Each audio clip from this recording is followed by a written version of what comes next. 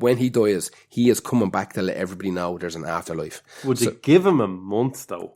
I don't think time matters when you're dead. I'm not entirely sure. Let him change into a new pair of now, apparently, long johns. apparently what happened, there's a little bit of fucking there's conflicting stories about what happened. But apparently what happened was the main medium who was in control of the scenario and what was going on that night got in contact with 2 or 3 different spirits to try and get in contact with Sir Arthur Conan Doyle. Eventually, they got in contact with Doyle. Supposedly. And he, via the medium, said, have you been to the shed? Via the medium of bullshit. Yeah, pretty much.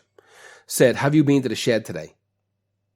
And his wife, who was sitting on the stage, Sir Arthur Conan Doyle's wife, said, he said, have you been to the shed? Suits, burns, suits. The medium says, have you been to the shed? There's something in the shed for you. Right? The fucking wife stands up. What the fuck is going on? The medium turns around and says, I have a message for you, my dear wife. As the medium says this, the organ player starts fucking, starts giving it the fucking large one.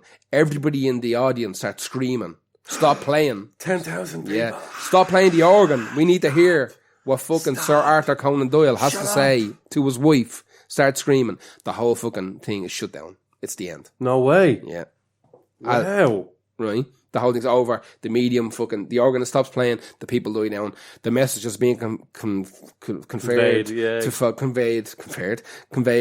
fucking his loving wife. It's a personal message. It's not for public consumption. Wow. Nice. That was the end of fucking that. Did we hear what that message No, is? nobody. Of course you didn't, because it's not for the 10,000 Because it's not there, yeah. Because it's not real. Now, no, it is real. This whole podcast is real. How dare you? How dare you take that from us? Now, apparently, on the 2nd of November at 2 a.m. every single year, 2 young girls appear in the basement area of the Royal Albert Hall. That's the band Tattoo. Yes, exactly. Running through your head in the basement, haunting your gaff. Right? So, all the things she said. All the things she said. Yeah. All the things she said. All the things she said. Running through my head. Running through my head. Running through my head. Right. Underrated band Tattoo. We just triggered the YouTube fucking algorithm. It's being deleted. We're that good. We nailed it. We're so good. Perfect. Yeah. So yeah, the 2nd of November, 2 a.m. every year, 2 girls appear in the basement. And they run around the basement and freak everybody out. Right? Now, what they found out is that before the Royal Albert Hall was built, there were 2 houses on that site. One was known as Grove House and one was known as Gore House.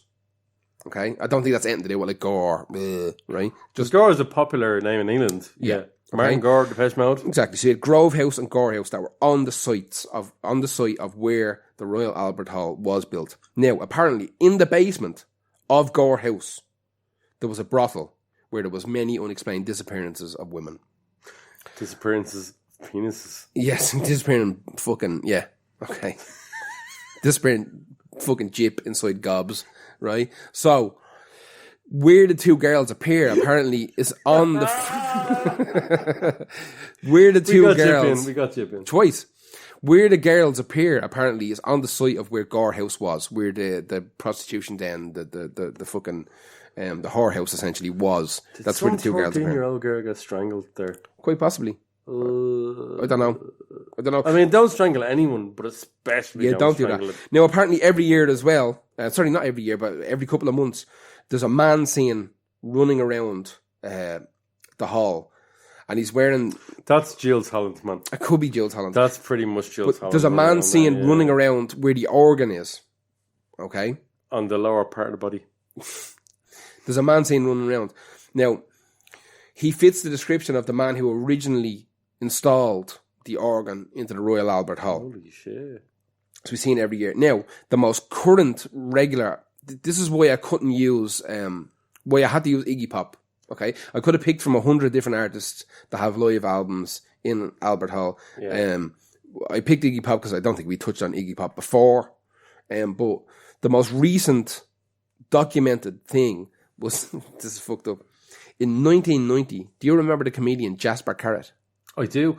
His daughter is the receptionist in the office, the English office. Oh, really? Yeah. Okay. Jacinta Carrot. I watched so much American Office, I can't think of the... I'm the same as Shameless. I don't remember English Shameless. Yeah, whatsoever. that's the English Office with Ricky Gervais. Yeah. Gervais. Yeah, it doesn't Gervais. depend. Gervais. I always say Gervais. I don't think That's Gervais what is Louis, the Irish guy. Yeah. I'm so drunk. Yeah, go for it. All right. So Jasper Carrot was doing a live recording in the Royal Albert Hall in 1990, and apparently backstage there was a fucking ghost running around backstage, freaking all the crew out. This is fucking mad, right? Literally to the point where the performance was almost paused. Wow. Like they almost said, "Listen, Yeah, back this up. we need to knock this on the head." So there was a ghost running around backstage while Jasper Carrot was on stage recording a special.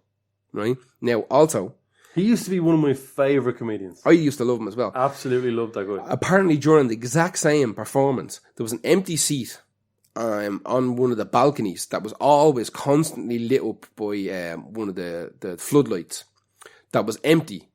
And apparently thousands of people that were there said that they saw like the figure of a person flashing. Like it would be there 1 second and gone the next. Like thousands of people reported seeing this one kind of grey, shrouded fucking figure sitting in a seat and be gone 1 minute and there the next while Jasper Carrot is recording. That is fucking mental. Yeah. And I don't know whether it was recorded on video. 1990, I would assume that it's recorded on video, to be honest with you. I would assume so. Jasper Carrot's daughter, Lucy Davies. Lucy Davies. From The Office. Well, there you go. I used to like Jasper Carrot an awful lot myself. Do you know what?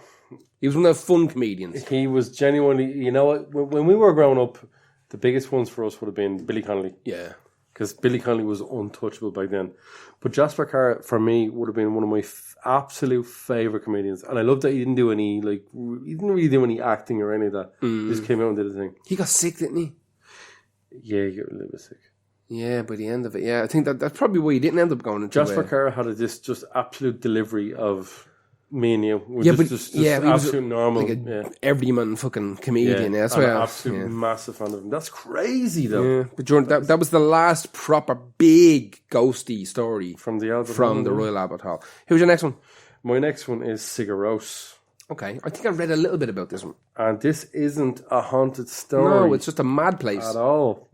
It's not a haunted story at all, but I will tell you why I find it incredibly creepy. So Cigaros, when they were doing their third album, which is the one with the... I'm going to call it O. Okay. It's the two closed brackets. You know, when you can put like a... When it became the digital era, you can just put like two closed brackets to your album. Mm-hmm. So this recorded in 2002. This is the song I picked was the Untitled 3. It's zero creepy story for most people. But for me, I'll tell you why it's creepy. It was recorded in a converted swimming pool in Iceland. I read a bit about this. Yeah, they found this mad swimming pool that sounded really cool. It sounded really cool, and it's really like the deep end of it. It was kind of like layered and stuff like that. So they this is where Cigaros decided to. Cigaros are obviously an Icelandic. Jesus, I can't do it. I can't put a name on what their music is, but I'm absolutely massive fan. I'm not. They're phenomenal. I don't get it. They create, and I swear to God, and I mean this in a non-pretentious way, their own language for singing vocals. It's like their own. Batushka. It's not. Yeah, it's not their own. Well, no, but that's an actual language. This is. Is that not? If they're doing their own language, that's just not make you be nonsense then. But if we listen to them, it sounds like it could be Icelandic, but it's not really. It's not really, make you up be shy, Helmet. Yeah. It's make you up be shy. But. And I know that like a lot of absolutely fart smellers, and I call fart smellers are people who are musical buffs. Yeah. We're not musical buffs, despite having a podcast about music. I don't think we really... Well, yeah. I'm not into music. I am a big fan of it, but Cigaros have fans, like Tool fans that, you know, are big fucking fart smellers. Too much. They smell their own farts and think the farts smell great. Oh, the Cigaros, man. They have their own language and stuff like that. They recorded in their place called, and it's really fucking hard to pronounce it. These languages that our mouths can't make those. Yeah, the noises, so forgive us for getting this wrong, but it's Sundaglin, which is the Icelandic word for a pool. Our 4 Icelandic fucking listeners, yeah. So this is Sigur Rós's own studio that they kind of made in around the early 2000s to record all their albums. Now I saw pictures of it. It doesn't look initially like it was a pill, but I found photos of what it was before, because it's actually on Sigur Rós's site what it looked like before, and it looks creepy as fuck. Now the reason it's creepy as fuck for me is because I can't swim, and big pills, especially deep pills, are terrifying. I'm also not into big pools. I'm mad at the big pills. Not like someone else's. No, absolutely not other people's. Oh, yeah. No, so you won't want to swim. It's phenomenal to have your own big poo. Is it? Have you ever had a giant big poo and gone the rest of your day like you feel like the king of the world? No. Really? I've walked around in pain, like open, like you need an ass jack. Yeah, so just like Hank Williams ass jack. Like a door on the Hobbit's house. No, the reason I picked this is like I was reading through places. I knew that Sigur Rós had a studio in an old abandoned pool. Yeah, whatever it was. Well, it wasn't abandoned. They bought it, reconstitute or remade it into a kind of pool. The idea of them recording if you look at pictures of it now, the kind of entrance of it is like a normal level, but they have to go down through these. Oh, they kept it. It looks like they kept the original stairs, the metal stairs to go down to this. Did they put a roof and all onto it? Yeah, no, the roof was already there. Oh, okay. The roof was a really kind of rudimentary, kind of like wood and tarpaulin kind of roof. Yeah. And this is a kind of not particularly massive. It's not in like Reykjavik or anything. It's in this place in Iceland as well. But when I was reading about this, now I liked this album. I am a big fan of Sigur Rós's music. I really love it.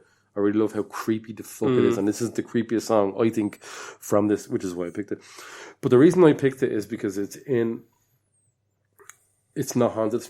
It's genuinely haunted. As far as I know, zero people have ever died in this just a weird place.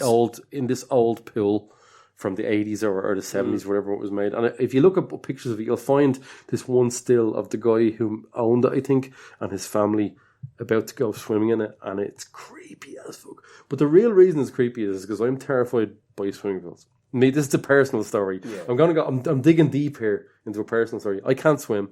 I've never ever learned to swim. Now, I was given money as a child in Coolmine. I don't know, some of you might remember Coolmine was a popular swimming pool in Dublin, north side. I never went. I just spent the money on sweets and whatever. And I bunked off. And I never went proper swimming in this pool. So I never learned to swim. And to this day, I can swim. I could swim maybe like 7 meters. Yeah. But my style of swimming is so bad that I burn out all my energy. I'm flapping basically to stay alive. Yeah. So if someone throws me into water, I'll flip out and I won't do it. And I remember one time in Coolmine where I did go with my mates. They were like, let's go, we'll go swimming. And I was like, yeah, cool, go. So they thought it would be hilarious to throw me into the deepest end of Coolmine swimming pool. Now, you know the story. If you want to learn someone to swim, you teach someone to swim. Yeah, bollocks. You throw them into the bottom.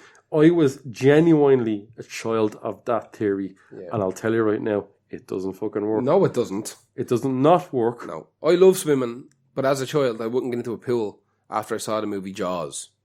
Yeah, I know why I'm terrified of swimming. About maybe mid-80s, I was up in Glenmalure around the lake area, and I was absolutely never getting into the water. Oh, we're getting very personal here. It's okay. Yeah, let it out, man. Let it out. And I slipped in, and I didn't know how to swim, and my cousins didn't really know how to deal with the situation, so I fucking flipped out. So they just laughed at you. So somehow I flipped up enough energy to get to the edge, and then spat out a lot of water. So the idea that Sigur Rós recorded in this pool, when I knew this, I went in this drowning pool. Drowning pool. I have another story about drowning pool I won't get into now. The idea that Sigur Rós recorded this album, I'm going to call it it's too close. In the swimming pool. Terrifies me. You know who else? And their music in general is super haunted anyway. It's not my bag, but I understand. I know a little bit about it. It's never